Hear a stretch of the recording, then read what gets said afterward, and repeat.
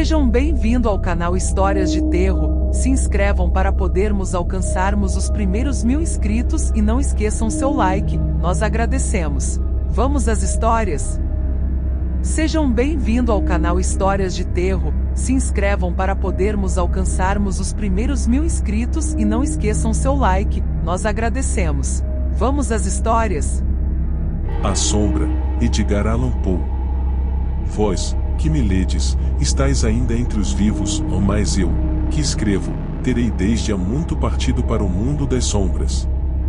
Na verdade, estranhas coisas virão, inúmeras coisas secretas serão reveladas, e muitos séculos decorrerão antes que estas notas sejam lidas pelos homens. E quando eles as tiverem lido, uns não acreditarão, outros porão as suas dúvidas, e muito poucos de entre eles encontrarão matéria para fecundas meditações nos caracteres que eu gravo com um estilete de ferro nestas tabuinhas. O ano havia sido um ano de terror, cheio de sensações mais intensas que o terror, sensações para as quais não há nome na terra. Muitos prodígios, muitos sinais haviam ocorrido, e de todos os lados, em terra e no mar, se tinham amplamente estendido as asas negras da peste. Aqueles, porém, que eram sábios, conhecedores dos desígnios das estrelas, não ignoravam que os céus prenunciavam desgraça, e, para mim, se o grego oino, como para outros, era evidente que atingíamos o fim desse 794º ano, em que, à entrada do Carneiro, o planeta Júpiter fazia a sua conjunção com o anel vermelho do terrível Saturno.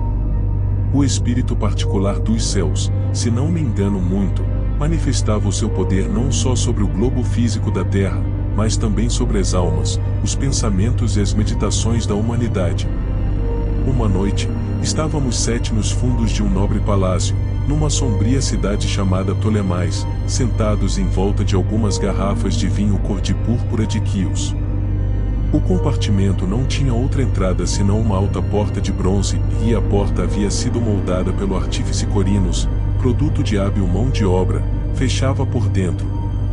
De igual modo, protegiam esse compartimento melancólico negras tapeçarias, que nos poupavam a visão da lua, das estrelas lúgubres e das ruas despovoadas. Mas o sentimento e a lembrança do flagelo não se tinham expulsado facilmente. Havia à nossa volta, junto de nós, coisas que não posso definir distintamente, coisas materiais e coisas espirituais, um peso na atmosfera, uma sensação de abafamento, uma angústia e, acima de tudo, esse terrível modo de existência que ataca as pessoas nervosas quando os sentidos estão cruelmente vivos e despertos e as faculdades do espírito entorpecidas e apáticas. Esmagava-nos um peso mortal. Estendia-se-nos pelos membros, pelo mobiliário da sala, pelos copos por onde bebíamos, e todas as coisas pareciam oprimidas e prostradas naquele abatimento, todas, exceto as chamas das 7 lâmpadas de ferro que iluminavam a nossa orgia. Alongando-se em delgados fios de luz, elas assim se quedavam, ardendo pálidas e imóveis, e na mesa redonda de ébano em redor da qual nos sentávamos, e cujo brilho transformava em espelho, cada um dos convivas contemplava a palidez do próprio rosto e o brilho inquieto dos olhos tristes dos seus camaradas. Não obstante, compeliamo-nos a rir, e estávamos alegres à nossa maneira, suma maneira histérica, e cantávamos as canções de Anacreonte, que não passam de loucura, e bebíamos à larga, muito embora a púrpura do vinho nos lembrasse a púrpura do sangue. É que no compartimento havia uma 8ª personagem, o jovem Zoilo. Morto, estendido a todo o comprimento e amortalhado, era o gênio e o demônio do cenário. Ai! Esse não tomava parte no nosso divertimento, vá apenas a sua fisionomia, convulsionada pelo mal, e os seus olhos, em que a morte só semi-extinguira o fogo da peste, pareciam tomar pela nossa alegria tanto interesse quanto os mortos são capazes de tomar pela alegria daqueles que têm de morrer. Mas embora eu, oino, sentisse os olhos do defunto fixos em mim, a verdade é que me esforçava por não me aperceber do amargor da sua expressão, e, olhando obstinadamente para as profundezas do espelho de ébano, eu cantava em voz alta e sonora as canções do poeta de Teos. Gradualmente, porém, o meu canto cessou, e os ecos, rolando ao longe por entre as negras tapeçarias do aposento, foram enfraquecendo, indistintos, e desvaneceram-se. Mas eis que do fundo dessas tapeçarias negras onde morria o eco da canção se ergueu uma sombra, escura, indefinida, uma sombra semelhante àquela que a lua, quando está baixa no céu, pode desenhar com as formas de um corpo humano, mas não era a sombra nem de um homem, nem de um deus, nem de nenhum ser conhecido. E, tremendo por instantes no meio dos reposteiros, ela ficou, enfim, visível e firme, sobre a porta de bronze. Mas a sombra era vaga, sem forma, indefinida, ou não era a sombra nem de um homem, nem de um deus, nem de um deus da Grécia, nem de um deus da Caldeia, nem de nenhum deus egípcio. E a sombra jazia sobre a grande porta de bronze sob a cornigem em arco, sem se mexer, sem pronunciar uma palavra, fixando-se cada vez mais e acabando por ficar imóvel. E a porta em que a sombra assentava, se bem me recordo, tocava os pés do jovem Zoilo. Nós, porém, os 7 companheiros, tendo visto a sombra sair dos reposteiros, não ousávamos contemplá-la de frente, ou baixávamos os olhos e olhávamos sempre para as profundezas do espelho de ébano. Por fim, eu, Oino, aventurei-me a pronunciar algumas palavras em voz baixa, e perguntei à sombra a sua morada e o seu nome. E a sombra respondeu: Eu sou a sombra, e a minha morada é ao lado das catacumbas de Ptolemais, e muito perto dessas planuras infernais que encerram o canal impuro de Caronte. E então, todos nós, os 7, erguemo-nos horrorizados dos nossos assentos, e ali ficamos, trêmulos, arrepiados, cheios de assombro. O timbre de voz da sombra não era o timbre da voz de um só indivíduo, mas de uma multidão de seres, e essa voz, variando as suas inflexões de sílaba para sílaba, enchia-nos confusamente os ouvidos, a imitar os timbres conhecidos e familiares de milhares de amigos desaparecidos. O homem que adorava flores, Stephen King. No início de uma noite de maio de 1963, um jovem com a mão no bolso subia energicamente a Terceira Avenida em Nova York. O ar era suave e lindo, o céu escurecia gradativamente de azul para o belo e tranquilo violeta do crepúsculo. Existem pessoas que amam a metrópole e aquela era das noites que motivavam esse amor. Todos os que estavam parados às portas das confeitarias, lavanderias e restaurantes pareciam sorrir. Uma velha empurrando 2 sacos de verduras num velho carrinho de bebê sorriu para o jovem e o cumprimentou. Oi, lindo. O jovem retribuiu com um leve sorriso e ergueu a mão num aceno. Ela seguiu o caminho, pensando, ele está apaixonado. O jovem tinha aquela aparência. Usava um terno cinza claro, a gravata estreita ligeiramente frouxa no colarinho, cujo botão estava desabotoado. Tinha cabelo escuro, cortado curto. Pele clara, olhos azuis claros. Não era um rosto marcante, mas naquela suave noite de primavera, naquela avenida, em maio de 1963, ele era lindo e a velha refletiu com instantânea e doce nostalgia que na primavera qualquer pessoa pode ser linda, e se estiver indo às pressas encontrar-se com a pessoa de seus sonhos para jantar e, talvez, depois dançar. A primavera é a única estação em que a nostalgia parece nunca tornar-se amarga e a velha seguiu seu caminho satisfeita por haver cumprimentado o rapaz e alegre por ele haver retribuído o cumprimento erguendo a mão num aceno. O jovem atravessou a rua 66 andando a passos ágeis e com o mesmo leve sorriso nos lábios. Na metade do quarteirão estava um velho junto a um surrado carrinho de mão cheio de flores cuja cor predominante era o amarelo, uma festa amarela de junquilhos e crocos. O velho também tinha cravos e algumas rosas de estufa, na maioria amarelas e brancas. Comia um doce e escutava um volumoso rádio transistorizado equilibrado de través no canto do carrinho. O rádio difundia notícias ruins que ninguém escutava, um assassino que abatia as vítimas a martelo ainda estava solta. John Fitzgerald Kennedy declarava que a situação num pequeno país asiático chamado Vietnã, que o locutor pronunciava o Vai Te Num, merecia ser observada com atenção. O cadáver de uma mulher não identificada fora retirado do East River. Um júri de cidadãos deixará de pronunciar um manda-chuva do crime, na campanha movida pelas autoridades municipais contra o tráfico de tóxicos. Os soviéticos tinham explodido uma bomba nuclear. Nada daquilo parecia real, nada daquilo parecia importante. O ar era suave e gostoso. 2 homens com barrigas de bebedores de cerveja estavam à porta de uma padaria, jogando níqueis e gozando-se mutuamente. A primavera estremecia na orla do verão e, na metrópole, o verão é a estação dos sonhos. O jovem passou pelo carrinho de flores e o som das notícias ruins ficou para trás. Ele hesitou, olhou por cima do ombro, parou para pensar um momento. Enfiou a mão no bolso do paletó e apalpou mais uma vez algo que estava lá dentro. Por um instante, seu rosto pareceu intrigado, solitário, quase acossado. Então, ao retirar a mão do bolso, reassumiu a expressão anterior de entusiástica expectativa. Retornou ao carrinho de flores, sorrindo. Levaria algumas flores para ela, que gostaria. Ele adorava ver os olhos dela faiscarem de surpresa e prazer quando lhe levava algum presente, coisinhas simples, porque estava longe de ser rico. Uma caixa de bombons. Uma pulseira. Certa vez, só uma dúzia de laranjas de Valência, pois sabia que eram as preferidas por Norma. Meu jovem amigo saudou o vendedor de flores ao ver o homem de terno cinzento voltar, correndo os olhos pelo estoque exposto no carrinho. O vendedor devia ter 68 anos, usava um surrado suéter cinzento de tricô e um boné macio a despeito da noite morna. Seu rosto era um mapa de rugas, os olhos empapuçados. Um cigarro lhe tremia entre os dedos.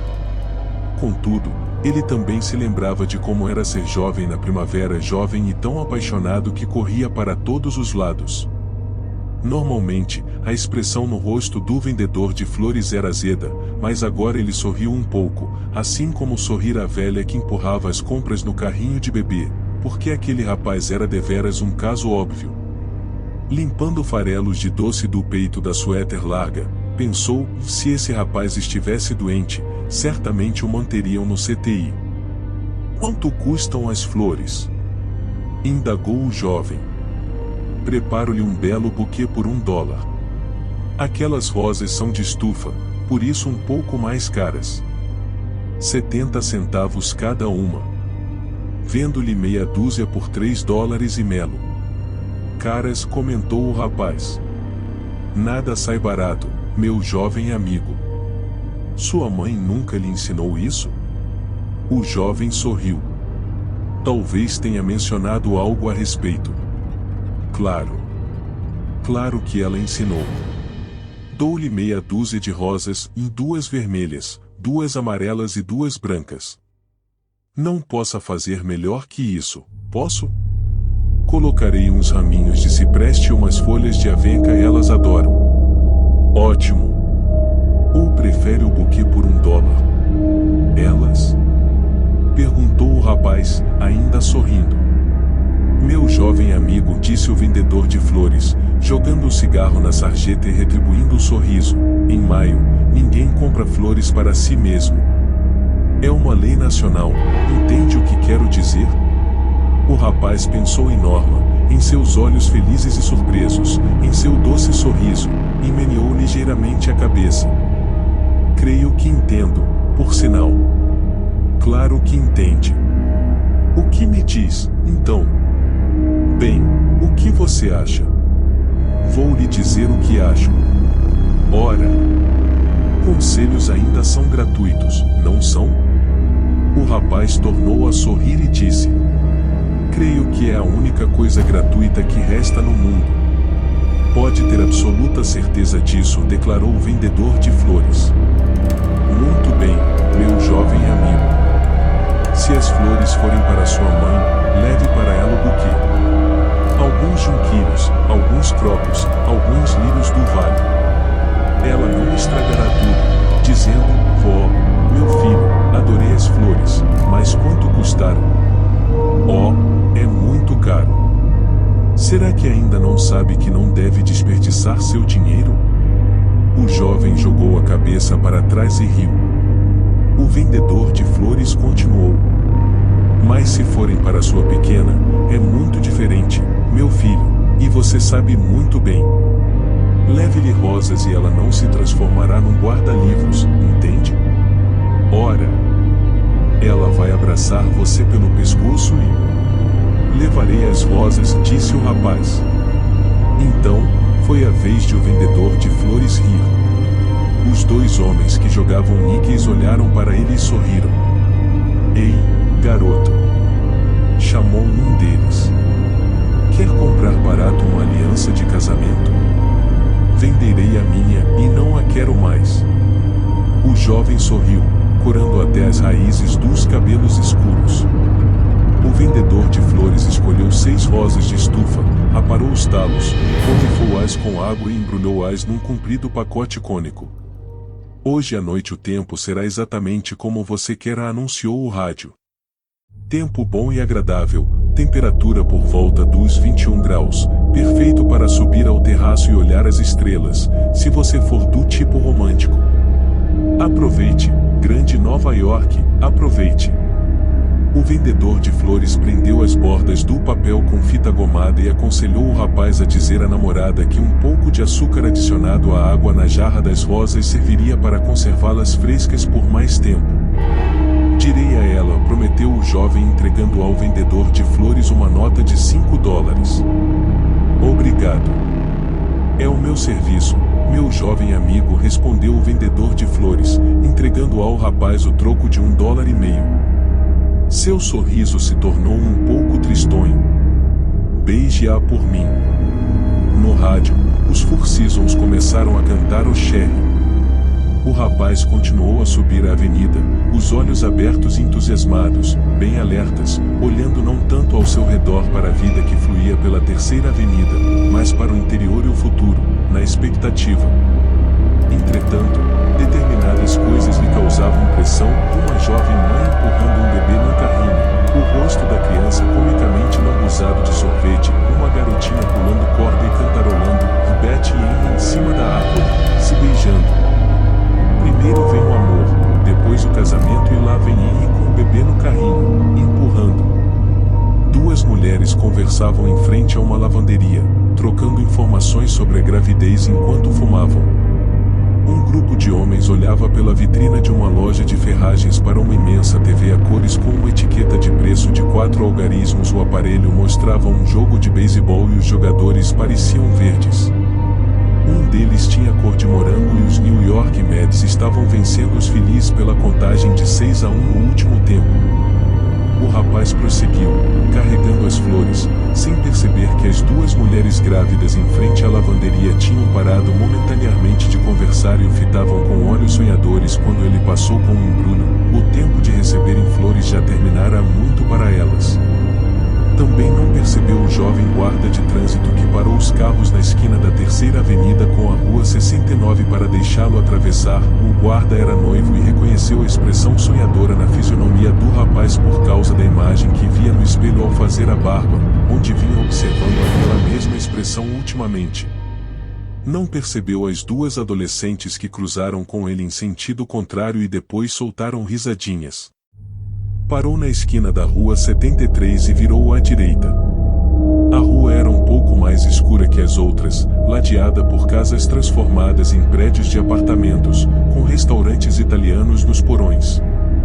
3 quarteirões adiante, um jogo de beisebol de rua continuava animado à luz do anoitecer. O jovem não chegou até lá, ou depois de andar meio quarteirão, entrou numa travessa estreita. Agora as estrelas tinham surgido no céu, cintilando levemente. A travessa era escura e cheia de sombras, com vagas silhuetas de latas de lixo.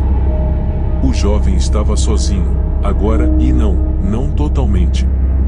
Um berro ondulante soou na penumbra avermelhada e ele franziu a testa. Era a canção de amor de um gato e isso nada tinha de lindo. Andou mais devagar e consultou o relógio. Faltavam 15 para as 8 e a qualquer momento Norma. Então, avistou-a, vindo pelo quintal em direção a ele, usando calça comprida azul marinho e uma blusa de marinheiro que fizeram o coração do rapaz doer. Era sempre uma surpresa avistá-la pela primeira vez, sempre um choque delicioso, ela parecia tão jovem. Agora, o sorriso dele brilhou radiante. Caminhou mais depressa.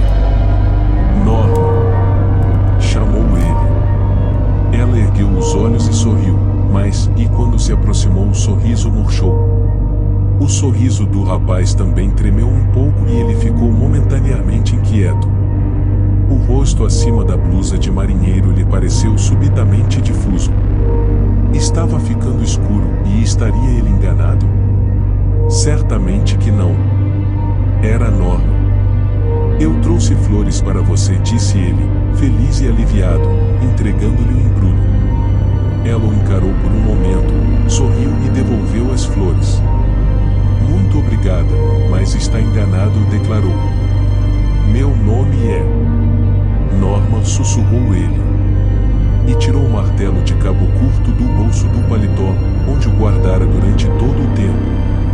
Elas são para você, Norma, e sempre foi para você, e tudo para você. Ela recuou, o rosto um círculo branco difuso, a boca uma abertura negra, de pavor, e não era Norma, pois Norma morrera há 10 anos. E não fazia diferença. Porque ela ia gritar e ele golpeou com o martelo para conter o grito, para matar o grito. E quando desferiu a martelada, o embrulho de flores caiu-lhe da outra mão, abrindo-se e espalhando rosas vermelhas, amarelas e brancas perto das amassadas latas de lixo onde os gatos faziam um amor alienado no escuro, gritando de amor, gritando, gritando.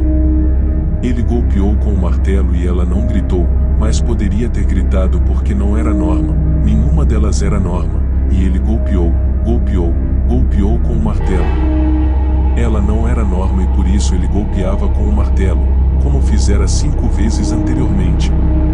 Sem saber quanto tempo depois, ele guardou o martelo de volta no bolso do paletó e recuou para longe da sombra escura estendida nas pedras do calçamento, para longe das rosas espalhadas perto das latas de lixo. Deu meia volta e saiu da travessa estreita. Era noite fechada, agora. Os jogadores de beisebol tinham voltado para casa. Se existissem manchas de sangue em seu terno, elas não apareceriam por causa do escuro. Não no escuro daquela noite de final de primavera. O nome dela não era Norma, mas ele sabia como era seu próprio nome. Era, e era. Amor. Chamava-se Amor e perambulava pelas ruas escuras porque Norma o esperava. E ele a encontraria. Algum dia, em breve. Começou a sorrir. A agilidade voltou-lhe ao andar quando ele desceu a rua 73. Um casal de meia-idade sentado nos degraus do prédio onde morava observou-o passar de cabeça tombada para um lado, olhar distante, um leve sorriso nos lábios. Depois que ele passou, a mulher perguntou: por que você nunca mais tem aquela aparência? Hein? Nada, disse ela. Mas observou o jovem de terno cinza desaparecer na escuridão da noite e refletiu que se existia algo mais lindo